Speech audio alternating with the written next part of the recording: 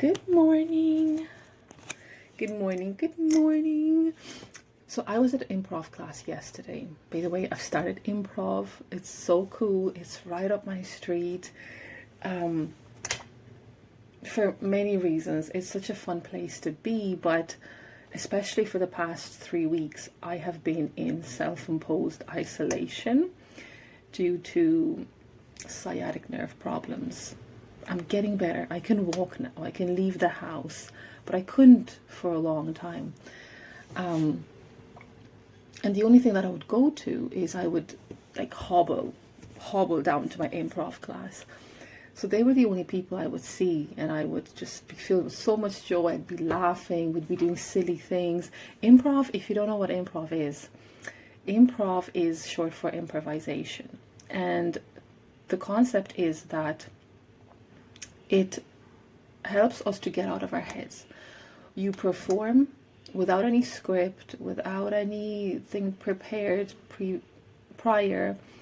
You just rely on your instincts, your creativity in the moment.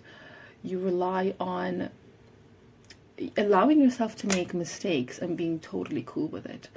With improv, it's the simpler the better. You don't have to.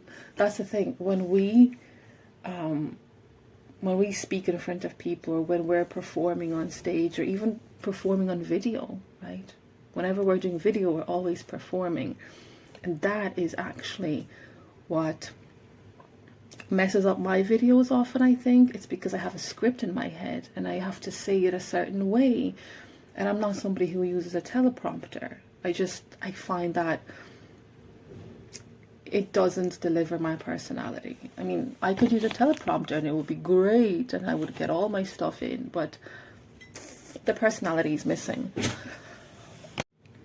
It cut out. I have to start again.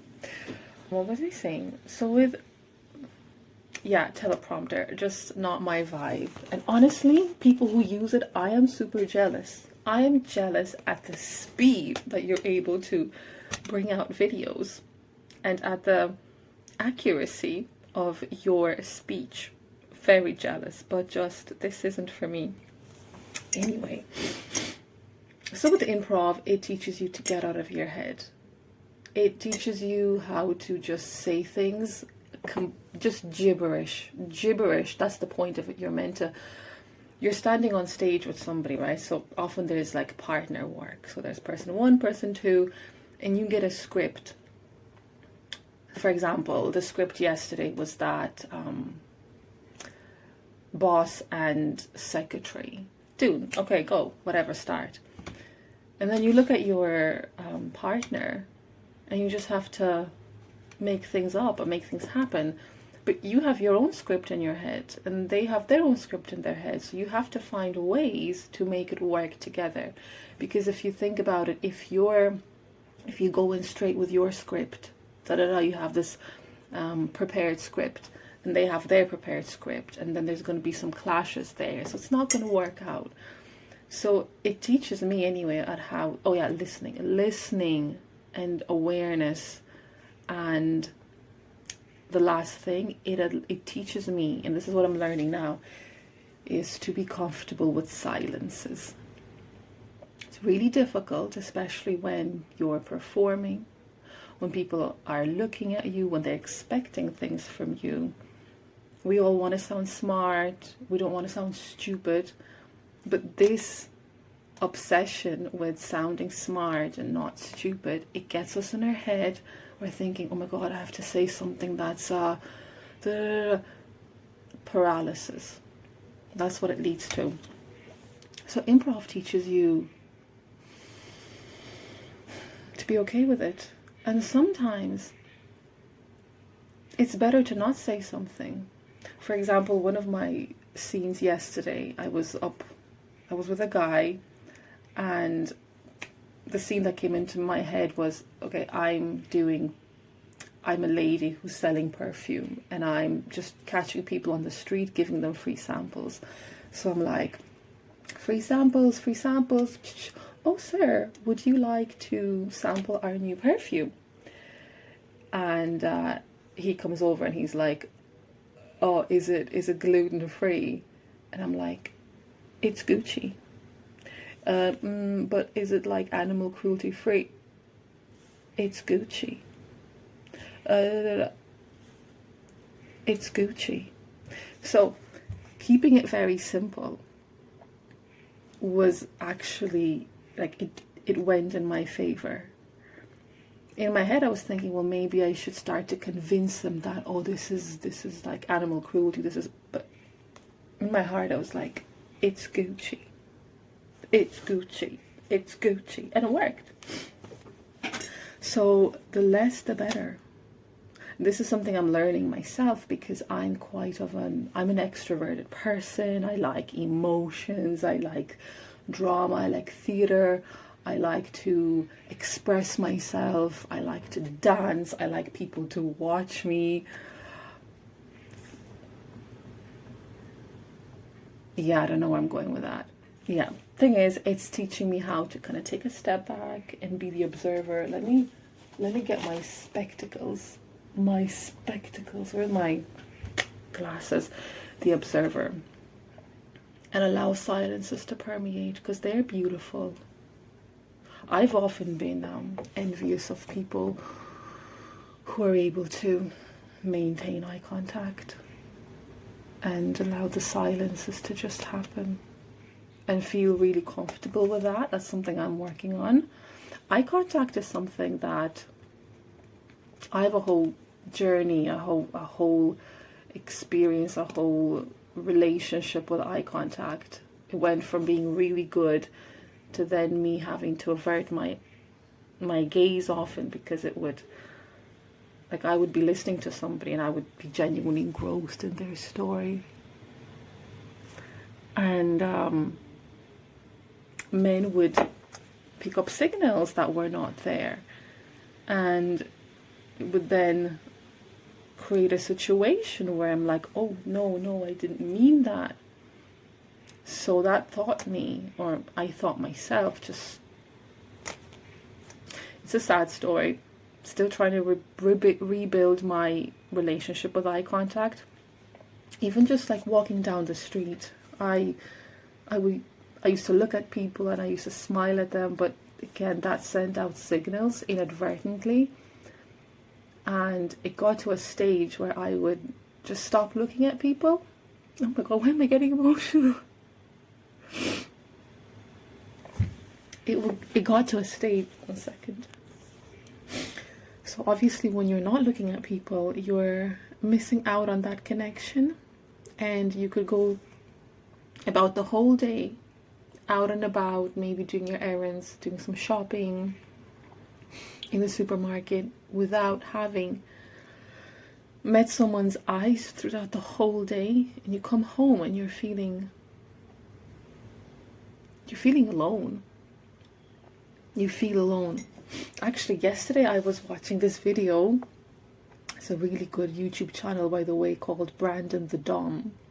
Stumbled upon that guy. He talks about all things BDSM, Tantra,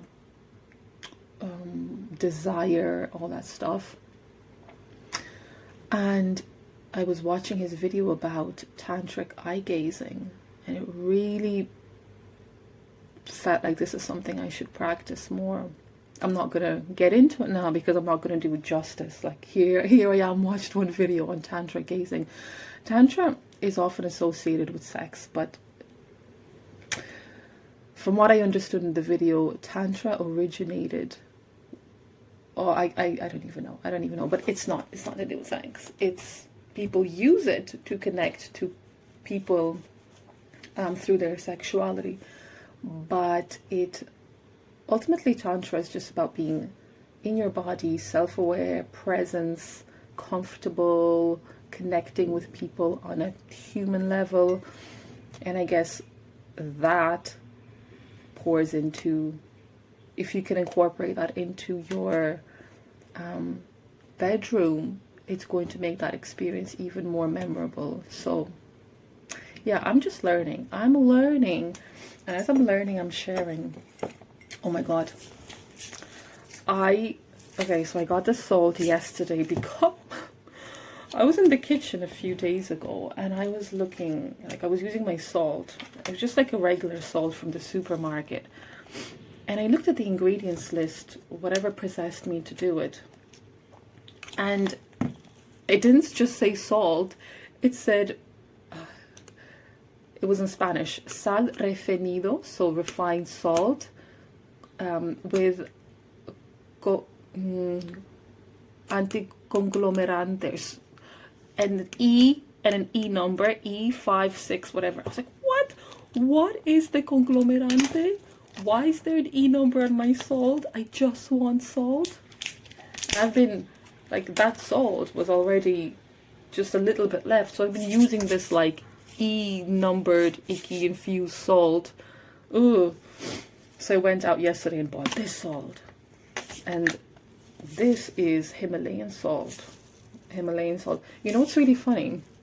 When you see a best before date on salt, that, my friends, is not good salt. Salt is not meant to have a best before date. Salt is eternal, immortal. There we go, guys.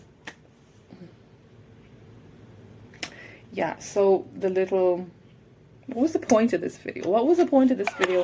I think the point of this video was that I learned, and I'm hoping to share that with you, that allow silences into your day. Allow silences into your conversations with people.